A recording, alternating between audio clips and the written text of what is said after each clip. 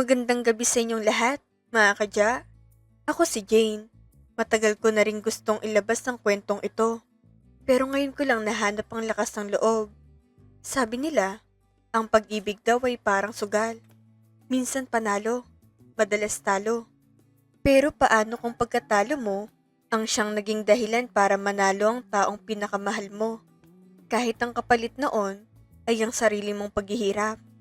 Noong nakaraang buwan, natanggap ako bilang graphic designer sa isang dambuhalang advertising agency dito sa Maynila. Akala ko, ito nang simula ng pagbangon ko.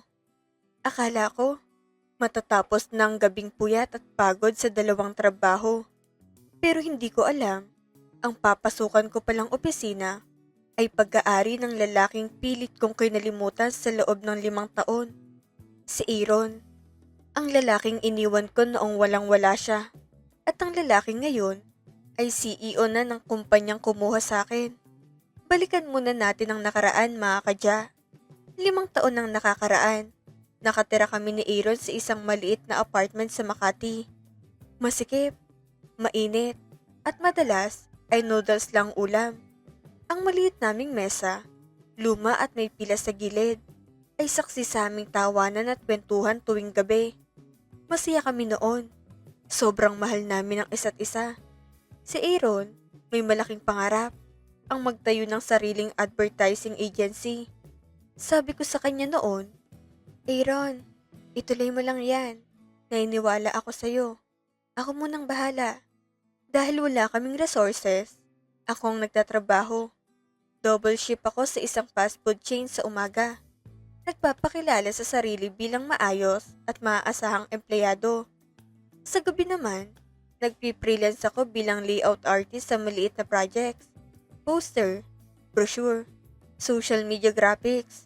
Lahat ng kinikita ko, ibinibigay ko sa kanya para panggastos sa mga kailangan niya sa business. Laptop, internet, pambayad sa kuryente, pati yung kape niya habang naghihintay ng clients. Lahat akong sumusuporta. Pero lumipas ang mga buwan, walang dumarating na kliyente. Ubus ng ipon ko. Baon na kami sa utang. Araw-araw, nakikita ko si Aaron na nadidismaya. Nawawalan ng pag-asa. Ang mga mata niya, minsan puno ng pangarap. Ngayon, ay may bakas ng lungkot at pagod. At ako naman, pagod na ako.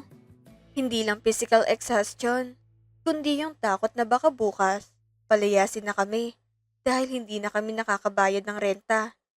Minsan, natutulog akong nakaupo sa maliit na sopa namin, dala ang laptop sa tuhod, at pinipilit lang hawakan ng luha para hindi siya malaman.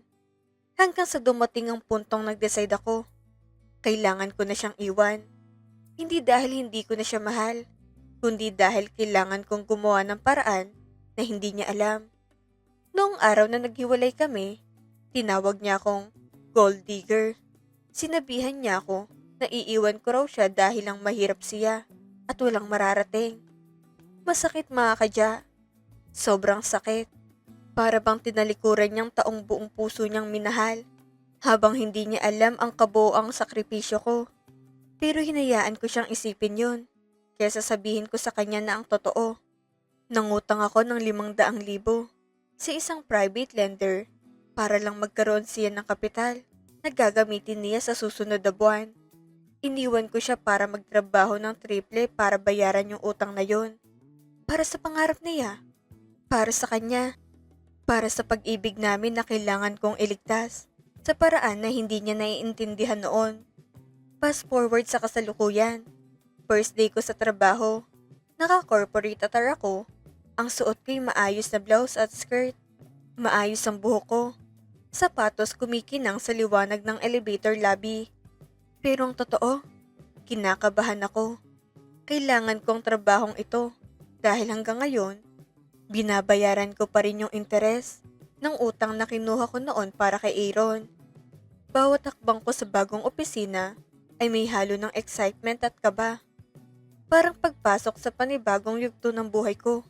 Pero may nakatagong alaala na hindi ko kayang kalimutan. Pumasok ako sa elevator. At doon ko siya nakita. Nakasuot na siya. Ang bango-bango niya, na parang bagong labas sa isang high-end cologne. Ang talas ng tingin, parang bawat galaw ko ay sinusuri at binibigyang marka. Hindi ko inaasahan na siyang CEO. Noong nagtamang paningin namin, nakita ko ang galit sa mga mata niya. Hindi galit sa akin bilang empleyado, kundi galit sa alaala, sa nakaraan, sa pagkatalo niya noon. Pero imbes na ipatalsik ako agad, ngumisi lang siya. Isang ngisi na may halo ng kayabangan at sigasig, na parang sinasabi, huli ka. Akala ko, itatanggal niya ako sa trabaho. Pero hindi. Mas malala ang ginawa niya. Gusto niyang ipakita sa akin kung gaano siya naging successful, kung gaano ako nagkamali na iniwan ko siya, at kung paano ako ngayon nakatali sa ilalim ng kanyang kamay. Inutusan niya ang senior designer ko sa opisina. Bigyan niyo yan ng trabaho na hindi pang graphic designer. Siyang mag-asikaso ng archive room. Siyang maglipad ng mga kahon. Siyang mag-format ng mga computer. Naging impyerno ang buhay ko.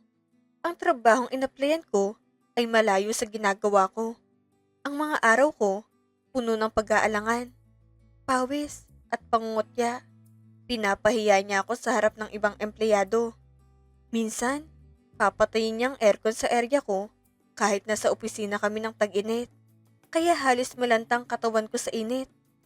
Minsan naman, bibigyan ako ng task na may deadline sa 1 oras lang. Imposible, di ba? Pero pilit niya akong pinipilit magtagumpay. Bakit ako nagtitiis? Dahil kailangan ko ng pera. Kailangan kong bayaran ng utang na hanggang ngayon ay nakapasan sa balikat ko.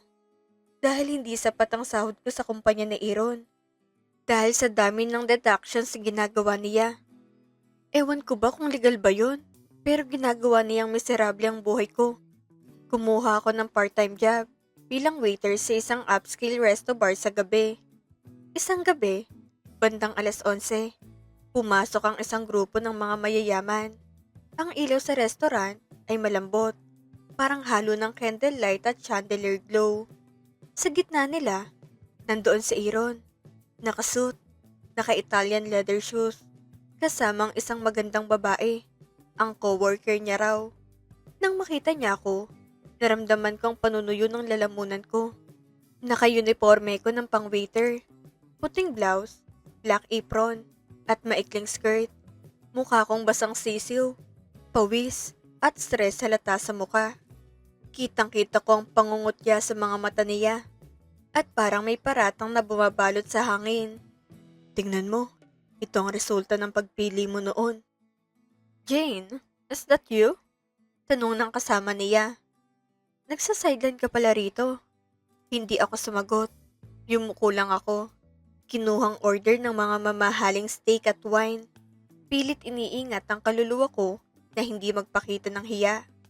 Habang nagsiserve ako, sinasadya ni Aaron na magparinig.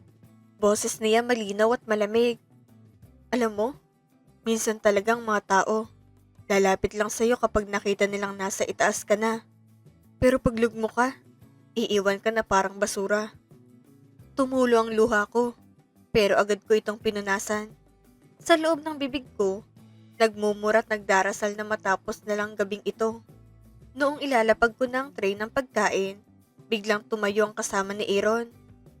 Oops, sabi niya, at nasagi ang braso ko. Lahat ng pagkain, tumapon sa sahig. Basag ang mga plato, natapon ng mamahaling wine sa carpet. Ang bawat tunog ng pagkabasag, parang tuktok sa dibdib ko. Parang ang bawat utang ko, kahihiyan ko. At sakripisyo ko noon ay nagiging tunog ng pagkatalo. Agad lumapit ang manager ko. Jane, anong nangyari? Alam mo ba kung magkanong damages nito? 1 buwan na sahod mong mawawala rito. Hindi lang yon. Dahil sa gulo, kailangan ko pang magbayad ng extra fees. Nadagdagan na naman ang utang ko. Tumingin ako kay Aaron. Inaasahan ko na makakakita ako ng kahit konting awa. Kahit isang sulyap ng pagsisisi. Pero wala. Nakatingin lang siya sa akin na parang nanonood ng isang palabas. Isang eksena kung saan ako ang bida at ang biktima ng sariling kwento. Kinabukasan, Pumasok ako sa opisina ni Aaron. Hindi na ako kumatok. Pagod na ako. Pagod na pagod ang katawan ko, ang isip ko, at ang puso ko. Anong ginagawa mo rito? Wala akong utos sa'yo. Sabi niyang hindi tumitingin. Ang boses niya matalim, parang blades na dumurog sa katahimikan ng opisina. Aaron, tama na. Mahinang sabi ko. Halos nanginginig ang tinig sa galit at lungkot na pinipilit kong itago. Tumayo siya at lumapit sa akin. Bawat takbang, parang nagdadala ng bigat ng 5 taon. Bakit? Akala ko ba matapang ka? Akala ko ba pera lang habol mo? O baka naman nakita mo ng yaman ko ngayon, kaya sinusubukan mong bumalik. Doon na ako sumabog. Yaman? Aaron, wala akong pakialam sa yaman mo. Iniisip mo ba kung bakit kita iniwan? Inisip mo ba kung saan nanggaling ang kapital na biglang dumating sa'yo pagkaalis ko? Natigilan siya. Huminto. Ang mga mata niya ay nagulat. May nagtiwala sa akin. May investor na kumuha sa akin. Natawa ko ng mapait habang umiiyak. Ang boses ko napuputol sa bawat salita. Investor? Aaron, walang investor na kukuha sa isang taong walang track record noon. Ako yun. Ako ang nangutang ng 500,000 sa mga tao na hanggang ngayon ay naniningil sa akin. Iniwan kita dahil kailangan kong magtrabaho ng 3. 4 na trabaho para lang mabayaran yung kapital na binigay ko sa'yo sa pamamagitan ng investor na yan. Ipinakita ko sa kanya mga peklat sa kamay ko mula sa kusina. Ang mga resibo ng bayad sa utang na laging nasa bag ko. Ang bawat linya sa balat ko, bawat tuldok ng tinta sa resibo, ay patunay ng sakripisyong hindi niya nakikita. Iniwan kita dahil ayaw kong makita mo kung nahihirapan habang binubuo mo ang pangarap mo. Ayaw kong maging pabigat sa'yo, ang utang na para naman sa'yo. Pinili kong magmukhang masama sa paningin mo para lang magkaroon ka ng chance sa magtagumpay. At ngayon CEO ka na.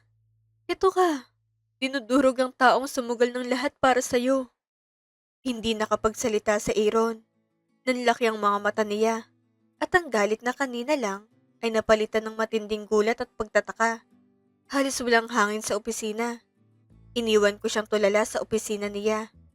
Nag-submit ako ng resignation letter sa HR. Ayoko na.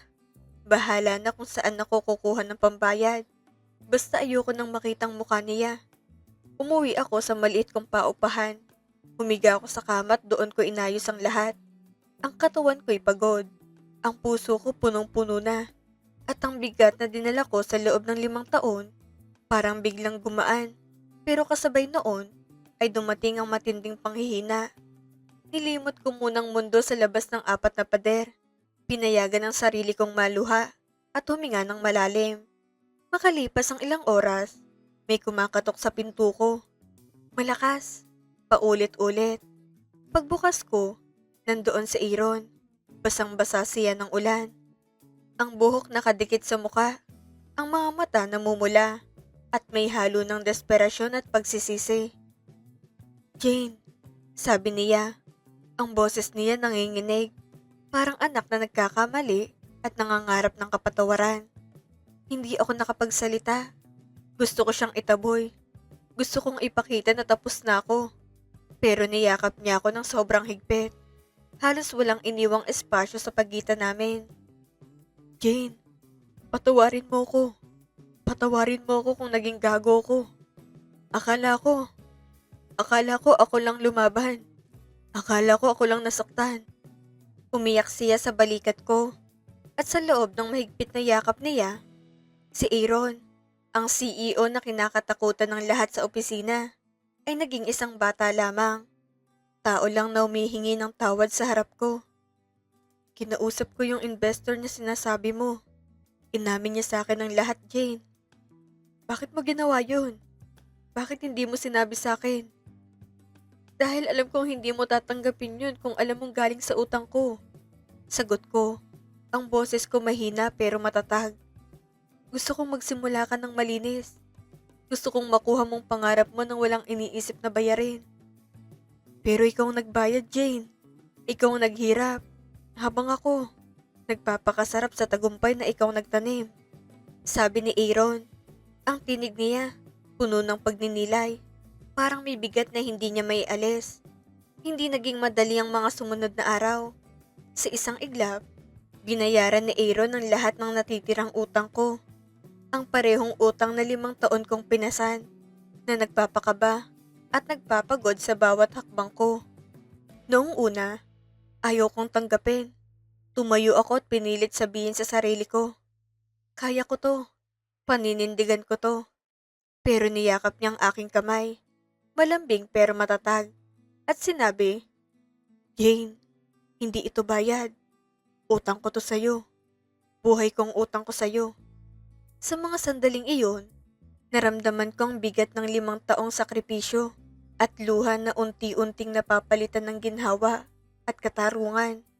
Ang bawat patak ng pawis ko, bawat gabi ng pagod, bawat luha sa kusina at opisina, lahat iyon ay may kahulugan. Bumalik ako sa kumpanya, hindi na bilang isang inaaping empleyado, kundi bilang partner niya. Hindi lang sa business, kundi sa buhay. Ang mga mata ng empleyado ay punong-puno ng paghanga at kaunting intriga. Maraming nagbubulong-bulungan sa hallway, nag-uusap na may halo ng pagkamangha. Ang swerte naman ni Jane, nakuha ang puso ng CEO.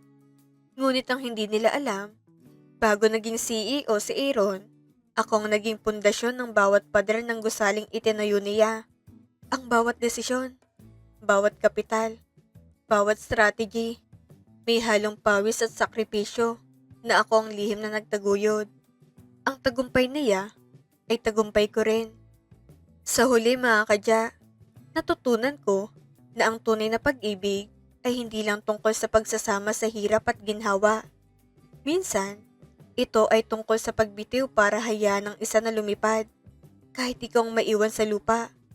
Pero kung tunay ang pag-ibig, gagawa't gagawang tadhana ng paraan para magtagpo kayong muli. Sa pagkakataong pareho na kayong handa at wala ng mga sikretong nakakasakit. Ngayon, masaya na kami ni Aaron. At sa tuwing titingin ako sa kanya, alam ko na ang bawat patak ng luha at bawat oras ng pagtatrabaho ko noon ay sulit. Dahil ang tagumpay niya ay tagumpay ko rin.